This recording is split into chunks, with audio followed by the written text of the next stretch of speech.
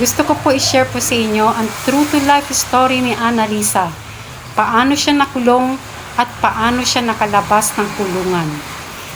Very exciting tong story na to. Marami po kayo mapupulot. Ang gusto ko i-share sa inyo ngayon is ang true to life story ni Annalisa.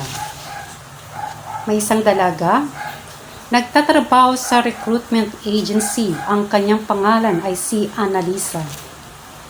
Siya ay secretary ng may-ari ng recruitment agency. Nagpapaalis sila ng tao papuntang abroad.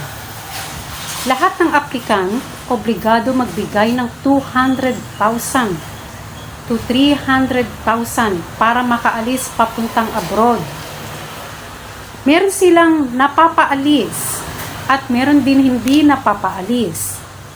Sa ganitong trabaho, nakakilala si Annalisa ng isang lalaki mabait, gwapo, at thoughtful sa kanya. Hindi nagtagal, nahulog ang kanyang loob at sila ay nag-asawa at nagkaanak ng 3, 2 babae at 1 lalaki. Sa pangatlo niyang anak, ito ang nangyari.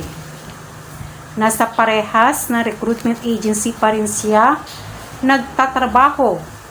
Isang araw, may isang applicant nagpunta sa opisina nila.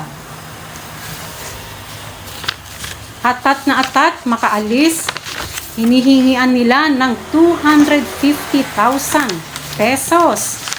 Naglabas ito ng 250,000 agad dahil gustong-gusto niya na makaalis. Ngunit itong lalaki ay may problema sa papeles. Hindi nila sinabi. Kinuha lang nila ang papeles at pera sa halaga na 250,000. Lumipas na 3 buwan na follow-up ang applicant. Uli, negative ang sagot ng agency hanggang umabot ng 6 to 1 year. Hanggang nagreklamo na ang lalaki sa NBI at nagpatulong sa media. Lumabas sa investigasyon, 20 years kulong si Annalisa. Ako po ay nasa visitation ministry ng isang mega church. At hindi ko nababanggitin kung anong church na yon. Dati po yun. Bumibisita po ako sa mga babae sa kulungan, Women's Correctional sa Mandaluyong City. Nakilala ko po si Annalisa sa Women's Correctional. Naikwento ni Annalisa sa akin, ang sabi niya, ganito, buti nakulong ako, malaking blessings.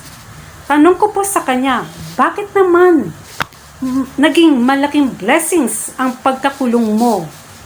Dito, sabi ni Annalisa, dito sa loob ng kulungan, nakilala ko si Kristo Jesus, aking Diyos, aking tagapagligtas, aking provider. Kahit nasa kulungan ako, mga anak ko graduates ng elementarya at high school with honor at lagi ako dinadalo ng anak ko rito. Hindi ako nakakalimutan at mababait mga kasama ko dito. Tanong ko uli kay Annalisa, bakit nung time nasa labas ka at hindi ka nakakulong, hindi mo ba nakilala si Kristo Jesus? Sagot ni Annalisa, madami nagpupunta, mga ngaral sa recruitment agency namin, mga nagtuturo ng Bible, pinalalayas ko sila, ayoko sila marinig at makita. Tanong ko ulit sa kanya, bakit ayaw mo sila makita at pakinggan? Sagot niya, wasting time. Dami ko ginagawa at wala namang pera mga yan. Tinataboy ko sila. Sabi ko, alis, alis, sabi niya. Yun ang sabi niya. Mahal ako ng Diyos, kaya pinasok ako dito sa kulungan. Halos lahat ng oras ko ay para sa Kanya. Isip at puso ko ay para sa Kanya rin. Samantala sa labas, hindi siya mahalaga sa akin. Ang sunod na tanong ko uli ay, bakit ka nakulong?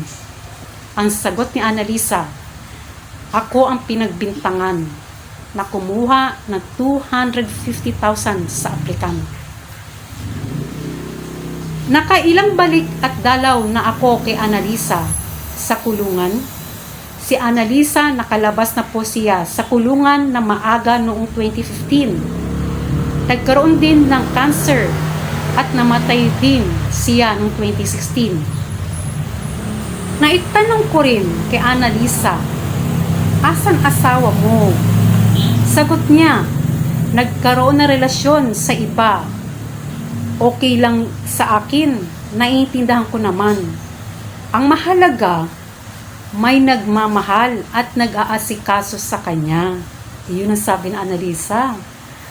Doon po, nagtatapos ang kwento ko tungkol kay Annalisa. Mga kaibigan, hindi ninyo kailangan pumasok sa kulungan tulad ni Annalisa para makilala si Kristo Jesus. Ngayon na, napanood mo video na ito, kilalanin mo na si Jesus. Mag-attend ka ng mga Bible studies malapit sa lugar mo. Magbasa ka ng mga Bible araw-araw. Ihingi mo sa Diyos ang kapatawaran ng kasalanan at gusto mo siya maranasan sa buhay mo ngayon din. Salamat po. Ito ang verse na iiwan ko sa inyo upang pagnilayan ninyo. Sa book John 11, chapter 11, verse 25 to 26. Ito po ang sinabi. Sinabi sa kanya ni Jesus, ako ang muling pagkabuhay at ang buhay. Ang sinumang sumasampalataya sa akin, kahit mamamatay ay muling mabubuhay.